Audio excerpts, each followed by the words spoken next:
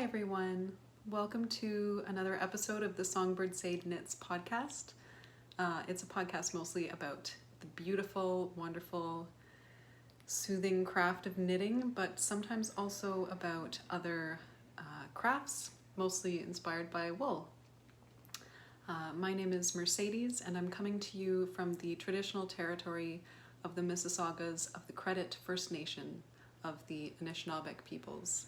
And that's also known as Guelph, Ontario. It's early October here, and actually it's the week leading up to Thanksgiving. So in Ontario we typically get really beautiful fall weather with, of course, the beautiful changing of the leaves. And that is happening here. Guelph is located sort of in southern Ontario, so the leaves change later than they would in places further north, but they are changing here, particularly the maple trees, and it's a beautiful display. But we have had a wet fall, so I think that sometimes, I think that contributes to a little less of a colorful show, but it's good for the tree's health, so it's okay. We're having a warm fall as well, so I've been able to be outside a little bit more, doing some gardening, trying to wrap up some projects outside. Hopefully this weekend my partner and I will get around to that. And maybe I'll show you a little bit. Actually, we planted a little bit of a pollinator patch that will next year hopefully come up and reveal beautiful blooms. It's not much to look at right now, but I can show you the work that we did, that mostly my partner did, but I also helped with as well. So maybe I'll insert that at the end of this video.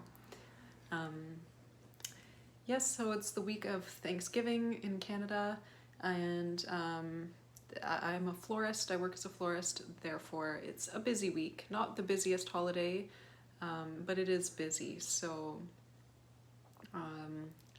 it's fun to make the fall arrangements. I really like all the flowers that are in season at this time of year.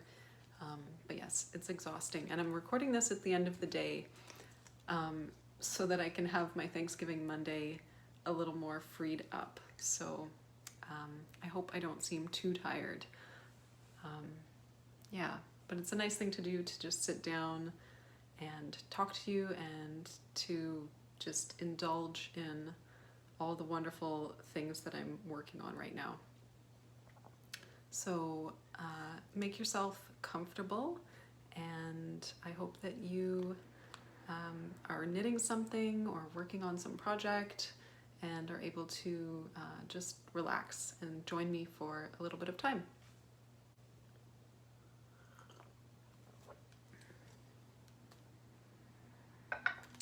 So I guess the first thing I will share is the one finished object that I have.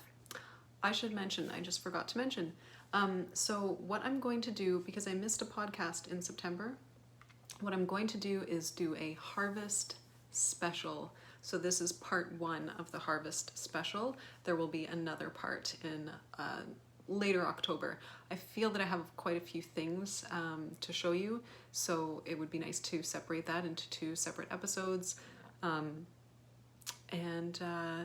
The weather's changing rapidly now at this point, so it just seems appropriate to sort of do one now and a little bit at the end of the month. So it just captures that, I don't want to say drastic change, but it captures that change that we're going through.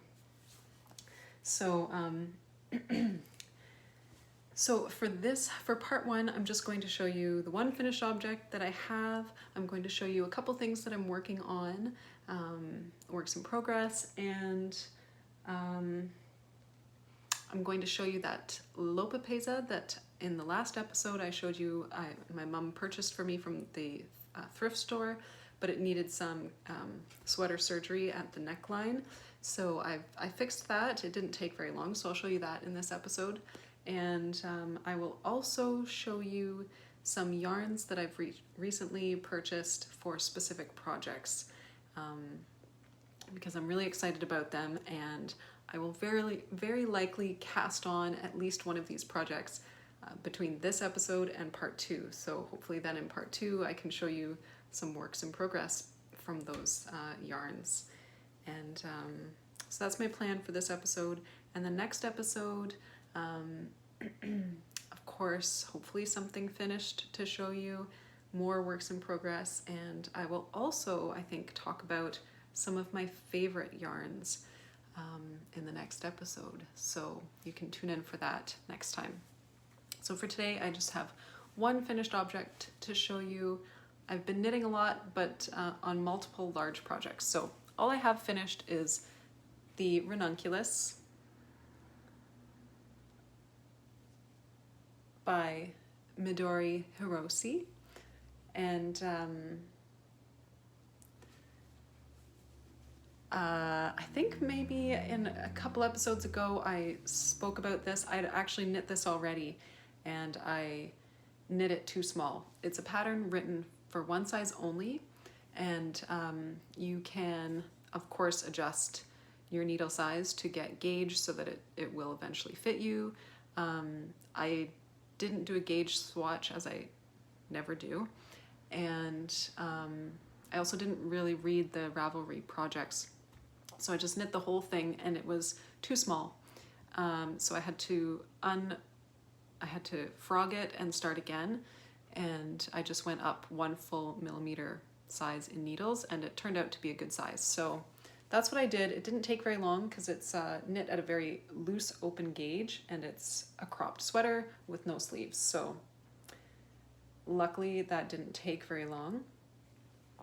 And I'm pretty happy with it. Honestly, I enjoyed knitting it very much. There's some really fun techniques involved, especially where you see, I'll try to get closer so you can see, especially where you see these, they kind of look like cables actually, but they're not. It's sort of a stitch that's pulled over other stitches, and it creates something that looks a little bit like a cable. That's really fun to work. And then of course there's more standard lace sections, stockinette on the body. There's a little bit of raglan shaping here and at the sort of crease of the arm. And there's twisted rib at the bottom. So yes, it was a lot of fun to work.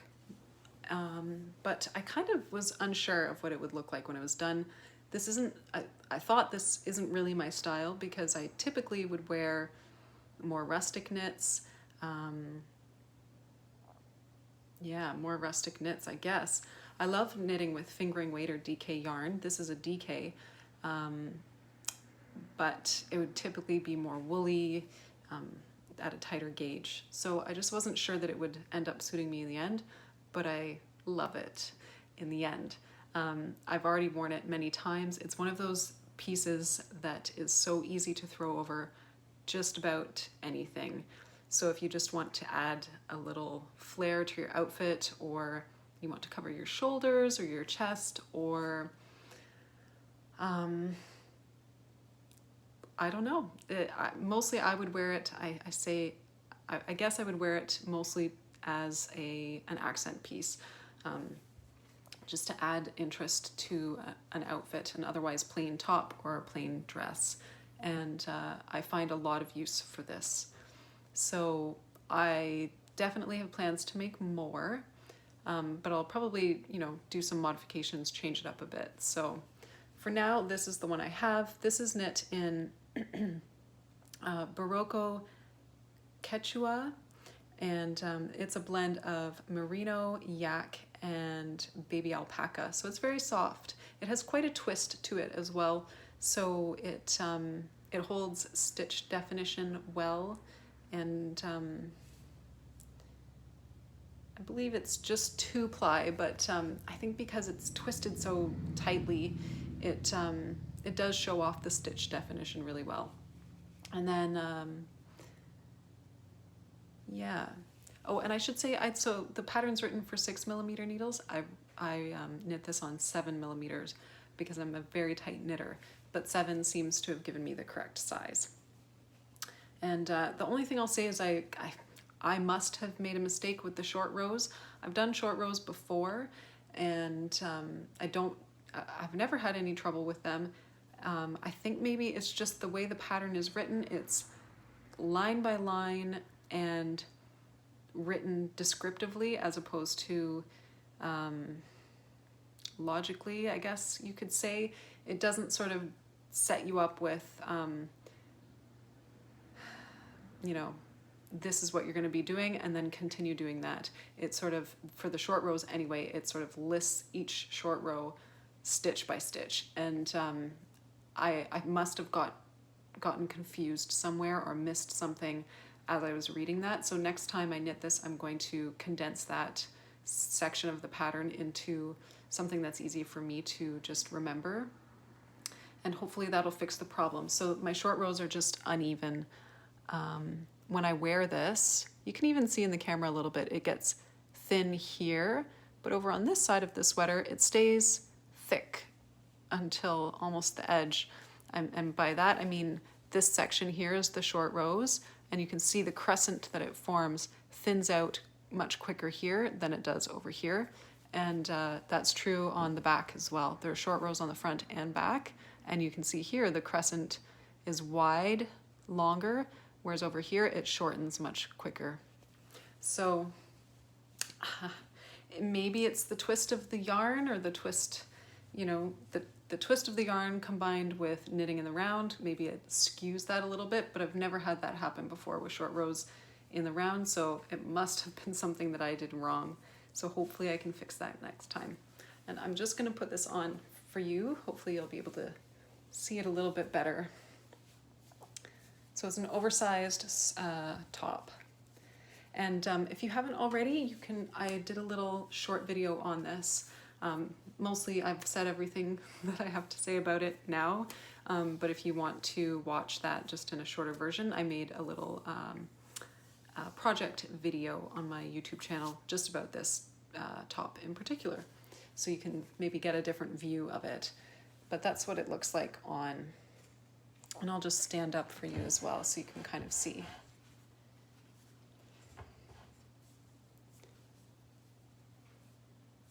So you can see it's oversized, very generous, but still very flattering and nice looking.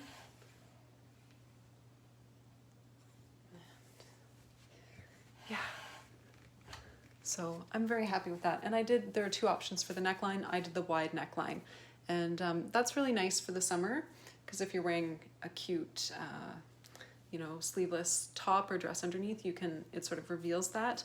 But I think the next version I'll do the tighter neckline, or rather the higher up neckline, just so that it sits nicely on the shoulders. And so for the next Ranunculus version, for me, I'm going to knit more of a festive wintertime version. So I have this gorgeous yarn from Wellington Fibers, which is local to me. And they actually, so it's a mill, but it's also a farm, and they have their own Angora goats. I feel like I'm confused about that, but I believe it's Angora goats that provide mohair fiber. In any case, they have those goats, and they produce their own mohair, and then they blend. I think they don't sell just mohair. It's always blended with wool. So very unique and lovely yarns. They have different percentages of blends. So this one is a lace weight yarn, and I believe it's an 80% mohair blend with 20% wool, local Canadian wool. So it's beautiful, and I think this would make a lovely ranunculus. And I only ordered 1 skein thinking that I'd ordered fingering weight, but it's actually lace weight, so that's going to be too thin for me. I think you can knit the ranunculus in a lace weight if you want a very, very you know, ethereal type of fabric. That's not what I want, so I'll probably end up getting from Wellington Fibers either like a fingering weight to hold with this, or I'll just get another lace weight of the exact same and hold them together. It'll still be a very light fabric, but it'll be really lovely just over top of, you know, a black dress or something at Christmas time. And yeah, so that's my next Ranunculus project. Hopefully I'll get that done before Christmas season. And of course, if we're allowed to visit with loved ones at Christmas, hopefully we will, because we weren't allowed to do that last year. But if it's safe to do so, then I will be visiting with family, and it would be fun to dress up a little bit. There haven't been many opportunities for that, so I hope that that can happen, then that it's safe to do so. So that's all I have for knitted finished objects.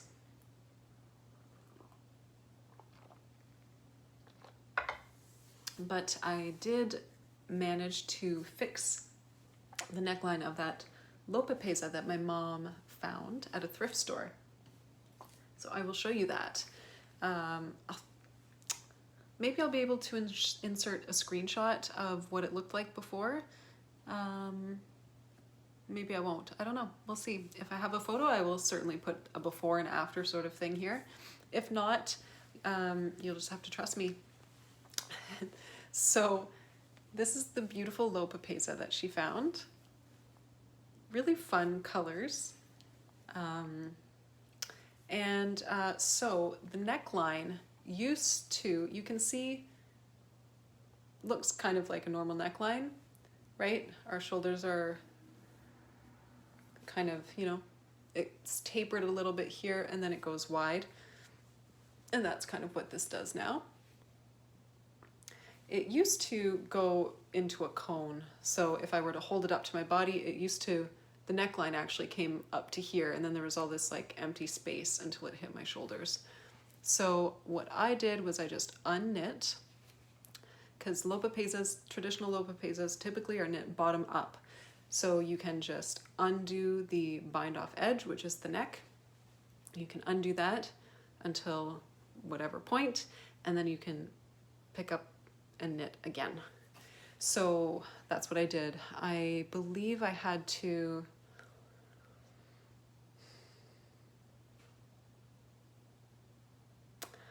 I probably took off about that much, and I had to change the pattern a little bit here, and I had to do some different decreases, add some extra decreases there to get it to fit properly. So basically I just would do what I thought would be correct, try it on, realize I needed to do faster decreases or something like that, and just unknit a little bit again, knit it back. And so I probably had to try it on, I think maybe once was all I had to try it on just to get that correction. So that's what it looks like. The original pattern had more of this orange up here in the top part of the yoke, which of course was really beautiful, just to pick up that beautiful color even more. But it just, I would have had to unknit even further if I wanted to do that, and I would have had to change the design significantly. I didn't really want, I have so many other things to knit. I didn't really want to, you know, embark upon knitting another yoke. I just wanted to fix it so that it could be worn and look good. So I'll insert a picture of that. I know I have a picture of that, but I'll also just put it on for you so you can see here how that fits.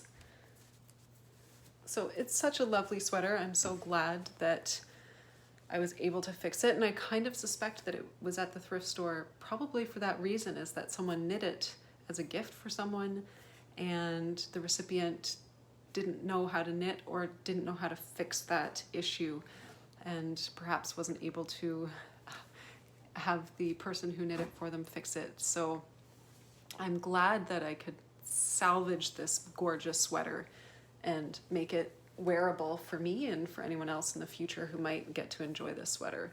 So you can see how it just I would say the original had a really, really gradual and almost even shaping, and that wasn't appropriate. So this has more abrupt shaping, I guess. It has more decreases here so that it, from the narrow point to the wide point, that happens a little more quickly. And you can see it just sort of hugs the shoulder nicely now. And yeah, I think it's great, and I'm very much looking forward to wearing this in the winter time. So I'm just drinking a lovely 3 ginger tea from Stash. It's an organic tea. And I'm drinking it in my my mug that I made quite a while ago now, probably, yeah, over 10 years ago. I love pottery very much. I've taken a couple pottery classes. I don't have a natural talent for it, and but I do like doing it. So this was from one of the first pottery classes that I took when I lived in Kingston. And this was not thrown on a wheel. It was just, you know, slabs of clay that I then formed into a mug shape. And then I just put lumps of clay to make a tree. And it's kind of silly, but it's still one of my favorite mugs to drink from. It's just the right size, and I of course love the colors because it's very neutral, natural, earthy, foresty. So I really like drinking from it, despite its sort of quirks.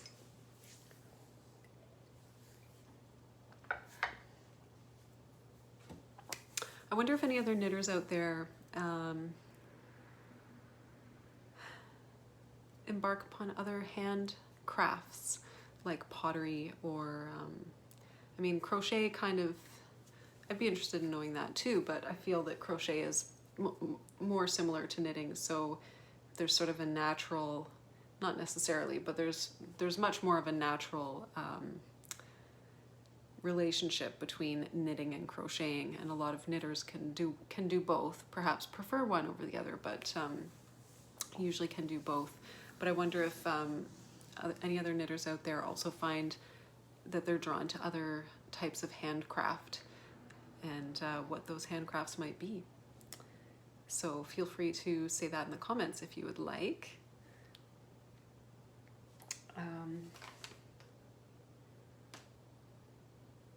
Okay, yeah, so I guess I'll show you my works in progress.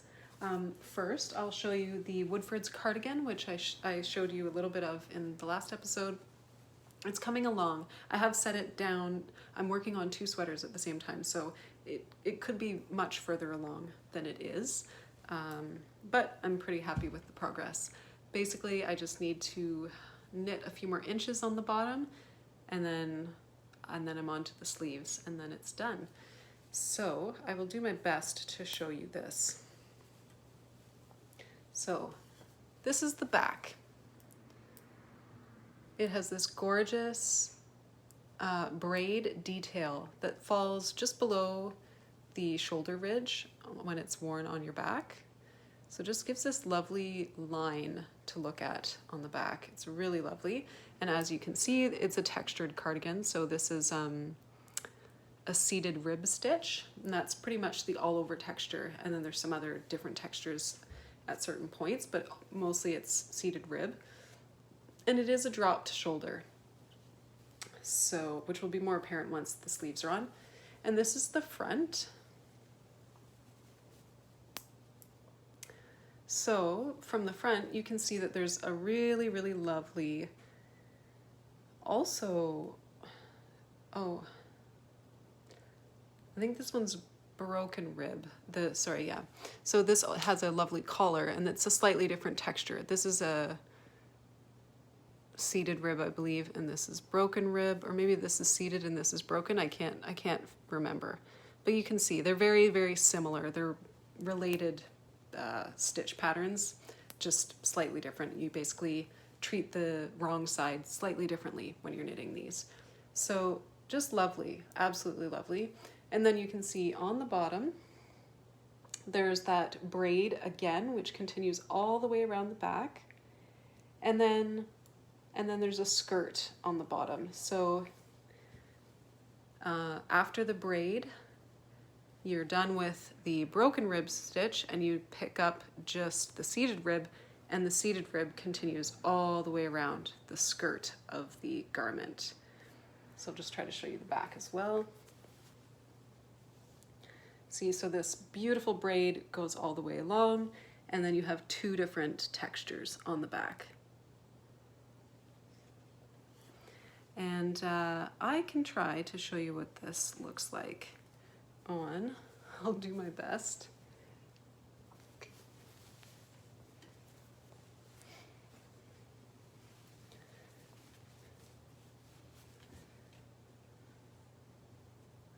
Hopefully I won't drop any stitches while I do this. So yeah, so it's a bit, I'm knitting on small, short needles, so it won't sit properly, but you can kind of see. So that's what I mean by the dropped shoulder. So it's basically a big rectangle, and then the sleeves will get attached there. And then it has this beautiful shawl collar, and then around the back, so you can see the skirt there, and then around the back, it's hard to see, but it'll continue around like that. And then there are short rows at the back bottom skirt area, just before the skirt, there's some short rows. So the skirt at the front will kind of come up like this, and then it'll sort of slope around at the back. So very beautiful shaping.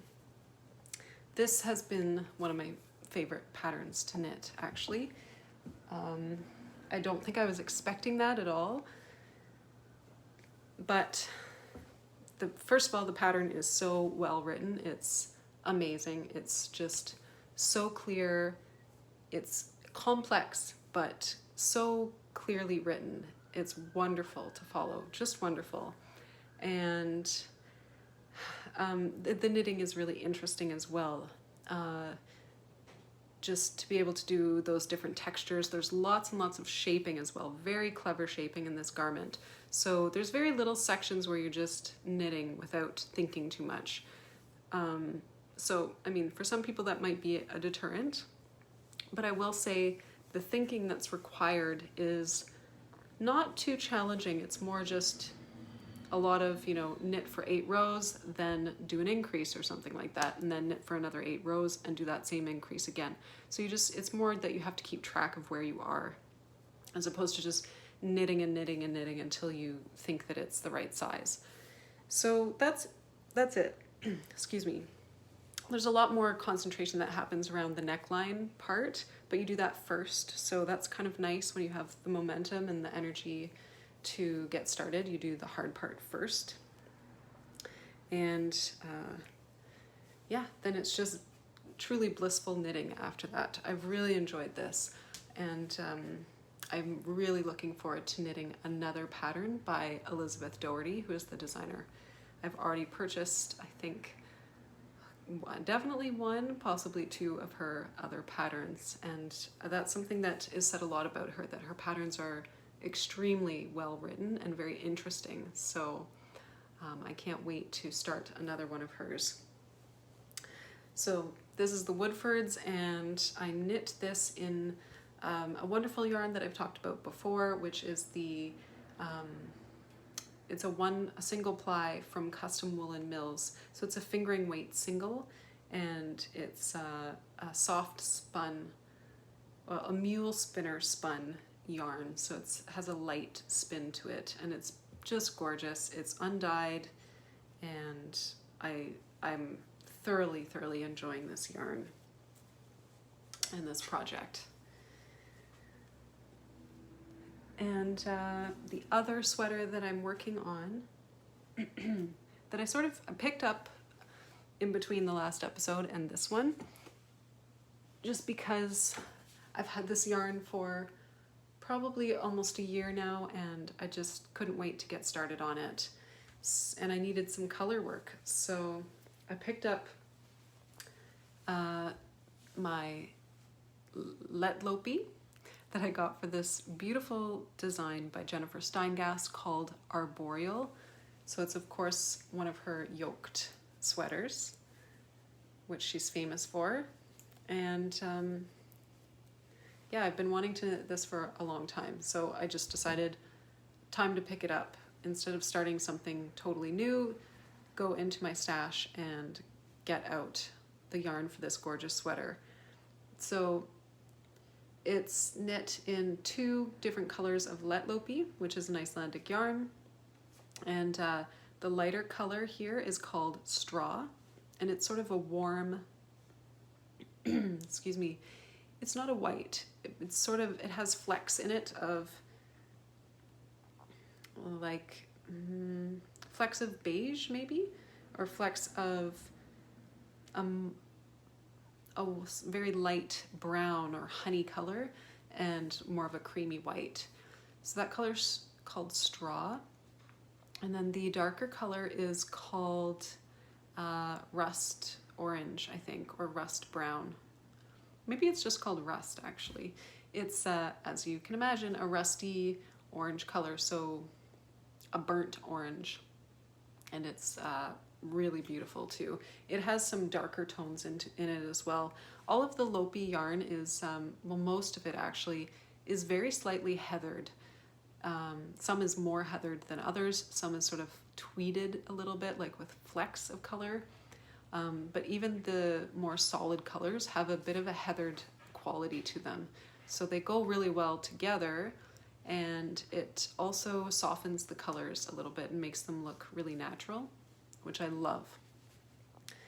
And I'll talk more about Letlopi in the next episode because it's one of my favorite yarns.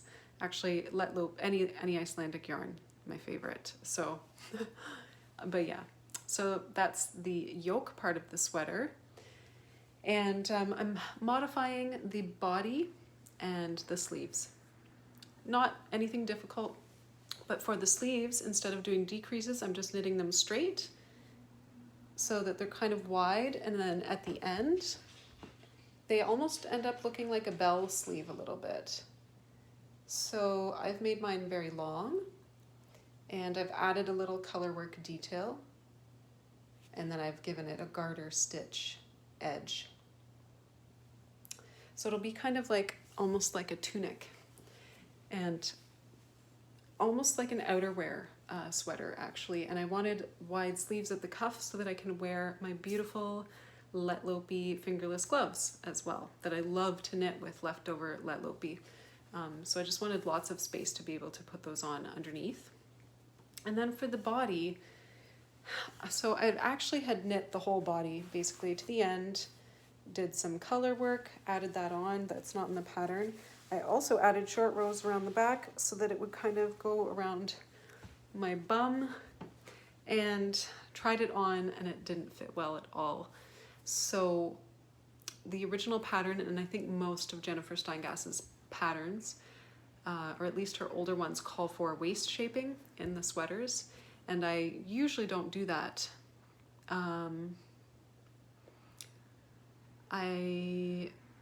guess because I've never done it, I figured I don't need to.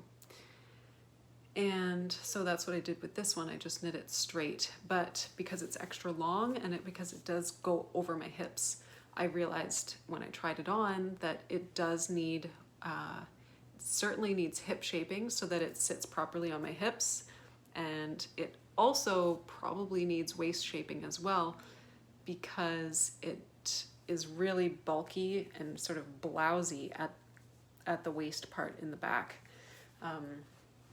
So unfortunately, I do have to frog that up to, I'm thinking if I'm going to do both waist shaping and hip shaping, I have to frog it basically up to here, which is just sort of at my top of the rib cage. If I'm just going to do the hip shaping, then I don't have to go back as far. I haven't quite decided that yet, which I'm going to do, because I do want it to be oversized and generous enough to have something warm and cozy on underneath. But I don't want it to be too big that all the cold air just rushes up my sweater. So the waist shaping might be necessary, but I'm not really sure. If anyone has experience knitting sweaters with only hip shaping, no waist shaping, please let me know how you found that. If you liked it, if you didn't like it. I'd be very interested in knowing. So I'm just gonna knit the sleeves first because I want to feel accomplished, and also I want to know how much yarn I have left, because if I have lots of yarn left, I might even make it into almost like a dress. So we'll just see how that works out and how I want it to look in the end. Also, if I have leftover yarn and I decide not to make a dress, I can use the leftovers for fingerless gloves. So that's the arboreal sweater, and I hope to be done this relatively soon, because it is a quick knit. If I apply myself, it does go by pretty quickly.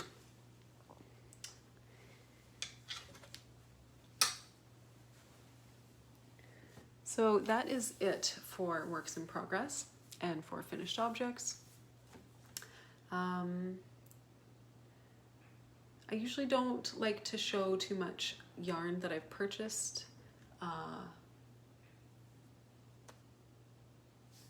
Not that there's anything wrong with buying yarn, of course, but maybe I feel slightly guilty about it. But also, I just don't want to make it seem like,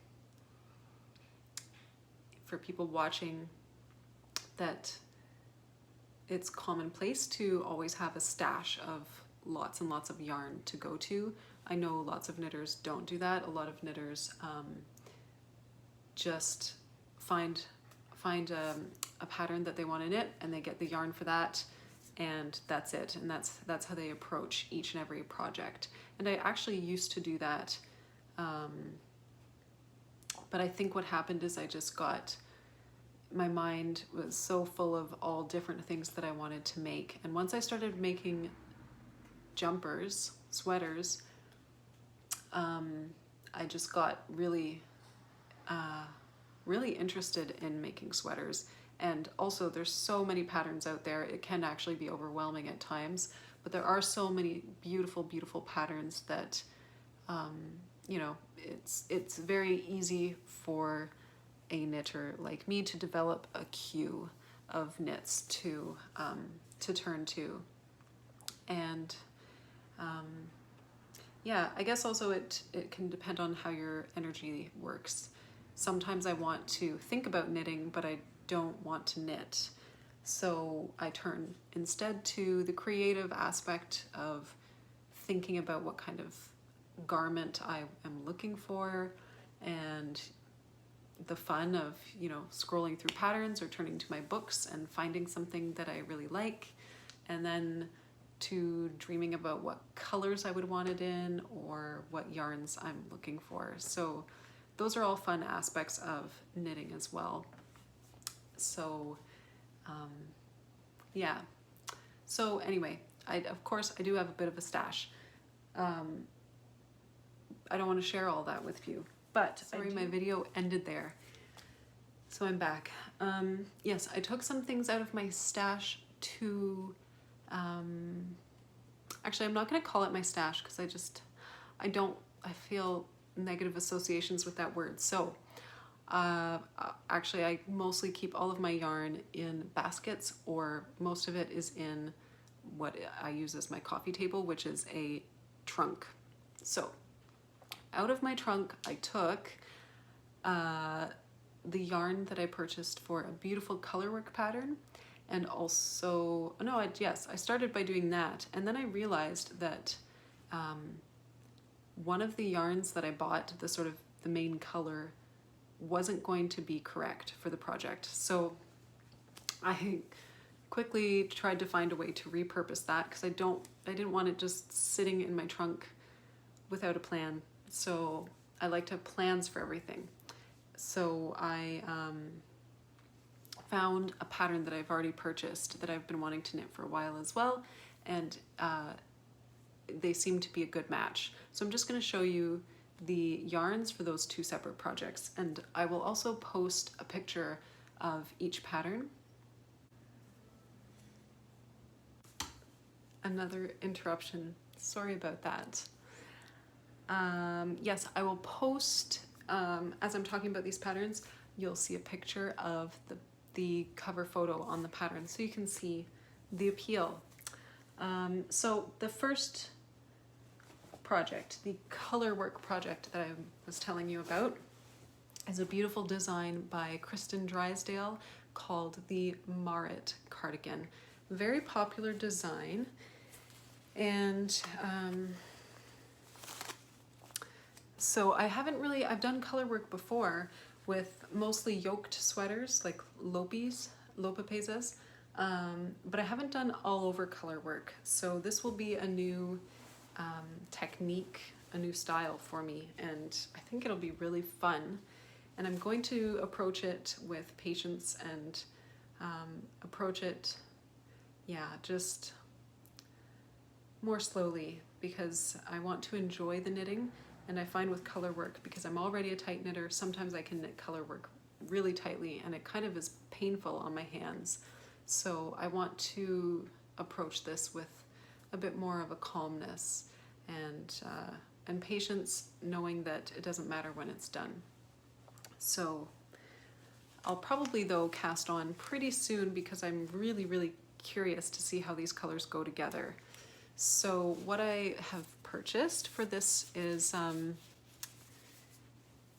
from Hillesvåg, which is a Norwegian mill, and this yarn that I got from them is a 2-ply fingering weight called Vilje, and it's an undyed yarn, natural. It's that actually says lammelgarn, which I assume means lamb's wool. So it's very soft and light feeling, and it's sort of an off-white color, the natural color. Has a bit of a sheen to it too. It's very pretty. And that is the one, that's the yarn that I had to replace. So I originally had something else, and I realized I had a single, and I realized that probably wasn't going to be the best for a color work project. It might not blend as well, and also this sweater is almost like a jacket a little bit, so I want it to be hard wearing, and single plies are not as hard wearing as 2 plies, because of course it's just one strand that takes all of the abuse. So I wanted the sweater to be more balanced, so I needed to get a 2-ply, and this seemed like a good pairing. And strangely, in Canada, there aren't that many fingering weight 2-plies. They're almost all singles, and I'm not sure why that is. Maybe it has to do with the types of mills that we have here. Maybe it's the type of wool, but I don't know why that would be the case. So I don't know, maybe I'll get a chance to ask someone that question, someone who runs a mill. If I can go visit any of the mills near me, I'll certainly ask that question. If any of you know, please share. I'm really curious about that.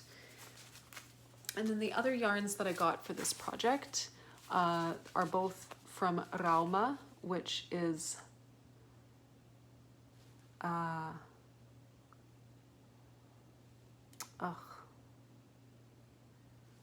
can't remember if it's Swedish or Norwegian. It'll be in the show notes anyway. But I've never knit with this either. I really try hard to use Canadian yarns whenever possible. These just seemed really appropriate for this color work project. So that's what I got. So these are from Rauma, and it's Finul, which is their fingering weight yarn. And these are the colors. I'm recording now in darkness, so outside darkness, so you might not be able to see all the highlights. This brown, it is a brown, but it has highlights of orange and a little bit of gray, and so it has a bit of a rosy glow to it. And then this is actually like a bit of a rose color, actually. It's certainly beige, but with a pinky rosy tinge to it. So these actually go really nicely together. This is heathered, and this is a solid. So they'll contrast nicely. This will, even though it's light and pretty close to that, it will stand out against this because of its solidity. And so this is the main color, and then these are the contrasts. So it'll be a really neutral sweater, and part of me wishes for a brighter sweater, but for my first all-over colorwork sweater, I want it to be something that will be very easy to throw on. So neutrals, I think, are good for that. And these are warm neutrals, so they should go with a lot of my clothing. And so what I did with the other yarn that I couldn't use for that project, but is very beautiful yarn, and I wanted to make sure that I had an idea and a plan for it. So this yarn is, again, another undyed natural white from the sheep. Oops, a bit tangled here. It's this is from Topsy Farms, which is an Ontario farm, and of course they have their own sheep. I've talked about Topsy Farms before. They're near Kingston, Ontario. And so as you can see, this is a single ply.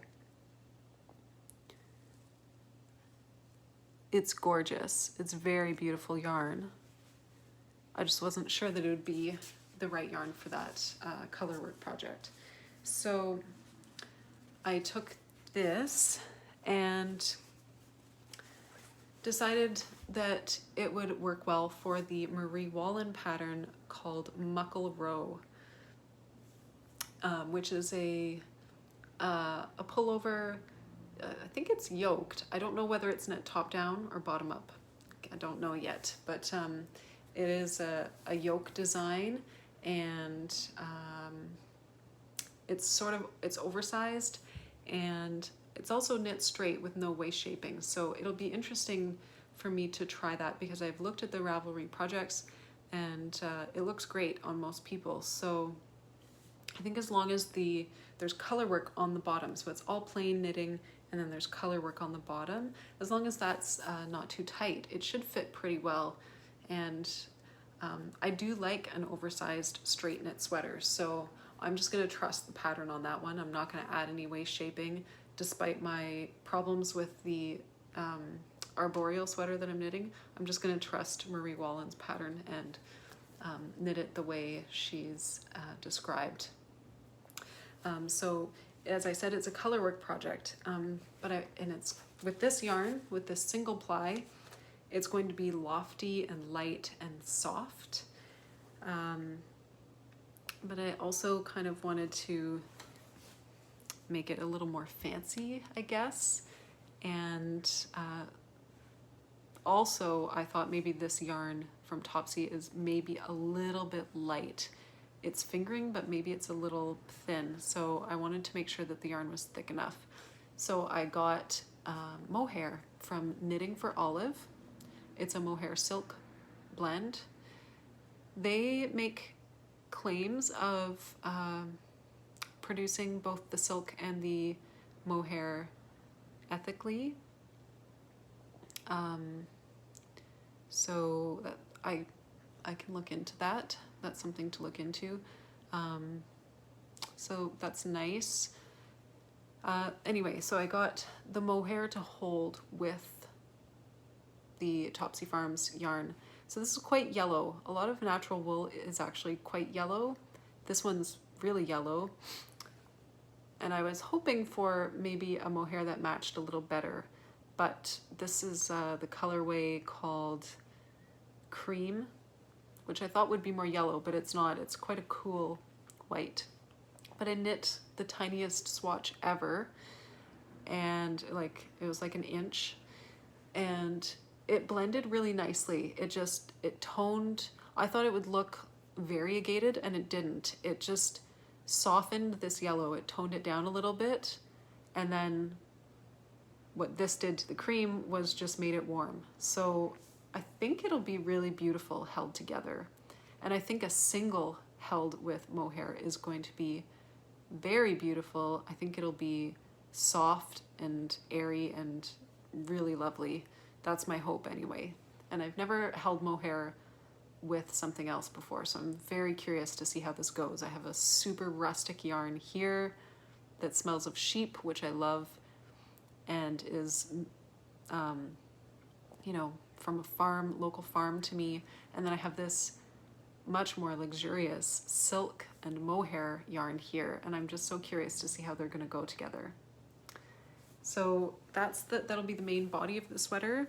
And then for the color work, I actually just have this Rauma Fino again, which I bought for the Marit cardigan, but decided I didn't want the gray in that cardigan. I wanted a color. So I went with a very neutral rose instead for that cardigan. And then for this, I wanted to repurpose this as well. So I thought this would go really beautifully with that cloudy white combination.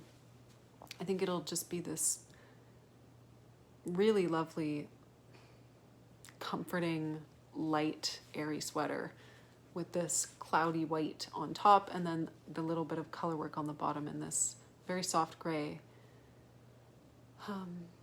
So yeah, I'm really looking forward to casting this on. I can't wait to see what kind of fabric it creates. So I'm hoping to totally finish either the Woodford's cardigan or more likely the arboreal sweater cast off, and then I will do a little swatch. Well, not a swatch. Then I'm going to cast on with this and get started on the muckle row.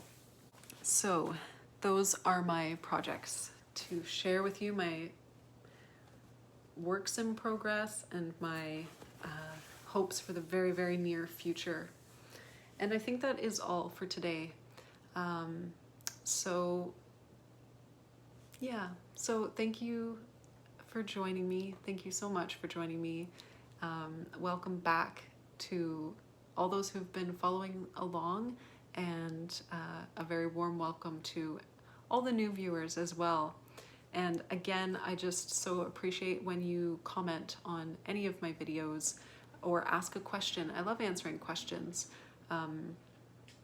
And I like it a lot. It's a really nice way to engage with the knitting community out there, and also just to know that you're watching. I can of course see that people watch the videos, but to actually hear from you is so nice. It makes it so much more personable. So thank you for doing that. And yeah, stay tuned for part 2 of the Harvest Special. And there'll be lots of new and exciting things next time, and of course lots of progress to show you. So in the meantime, I hope you are enjoying your knitting, enjoying the fall, or I guess spring, depending on where you are in the world. And if you're in Canada, I hope you have a lovely Thanksgiving weekend, and I very much look forward to sitting with you next time. Take care. Bye. So this is the very early stages of our pollinator patch on our boulevard. This is becoming a more popular thing in Guelph and other communities where people plant food or other plants on their boulevard.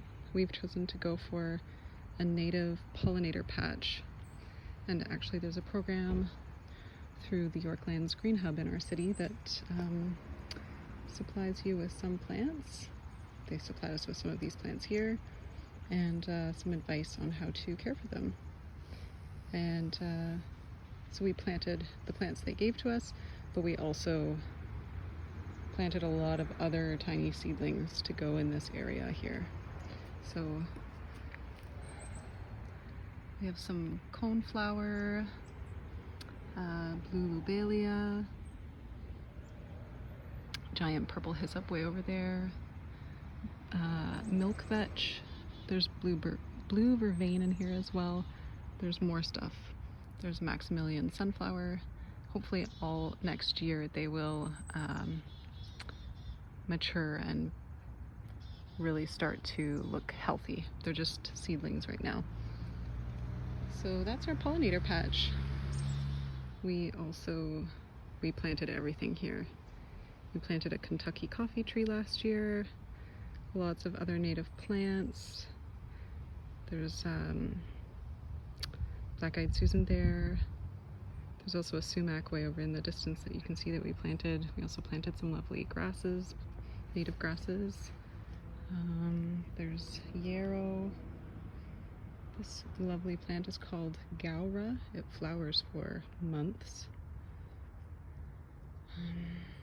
There's some non-native things in there too. That's a blue fescue.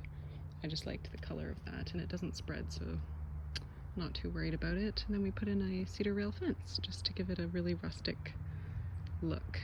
And again, this is all in its first year, so it's going to take a while for everything to mature, but we're looking forward to this being just a lush, sort of meadowy space.